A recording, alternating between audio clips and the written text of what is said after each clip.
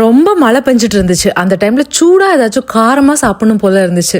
அந்த டைம்ல எனக்கு ஞாபகம் வந்தது முட்டை பப்ஸ் தான். வீட்லயே செஞ்சு சாப்பிடுற அளவுக்கு எனக்கு பொறுமை இல்லை இன்னைக்கு. அதனால பக்கத்துல இருந்த கிராசரி ஷாப்க்கு போயிருந்தோம். அங்க முட்டை பப்ஸ் தவிர வேற எல்லாமே இருந்துச்சு. அதுக்குள்ள மழையும் நின்னு போச்சு. கடைக்கு போயிட்டு கடையில இருந்து எதுவும் வாங்காம வந்தா கடைக்காரங்க ஏதாச்சும் திங்க் பண்ணுவாங்கன்னு சொல்லிட்டு டேனி அவங்களுக்கு பிடிச்ச 2-3 ஐட்டம்ஸ் வாங்கினாங்க. ஆனா எனக்கு பிடிச்ச ஐட்டம் கிடைக்கலன்னு பக்கத்துல இருந்த இன்னொரு கடைக்கு கூட்டிட்டு போனாங்க. நான் தேடி வந்த முட்டை பப்ஸ் இங்க இருந்துச்சு. ஆனா ஒண்ணு என்னன்னா, டேனிக்கு முட்டை பப்ஸே பிடிக்காது.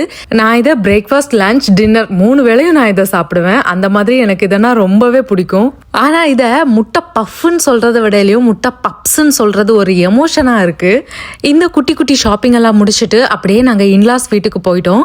இன்லாஸ் வீட்டுக்கு போயிட்டு மாரீசன் அப்படிங்கிற ஒரு மூவி பார்த்தோம். அது ரொம்பவே நல்லா இருந்துச்சு. அந்த டைம்ல டேனிக்கு பர்கர் கிரேவிங்ஸ் வந்துட்டு அதனால அவங்க அதை ஆர்டர் பண்ணிட்டு இருந்தாங்க.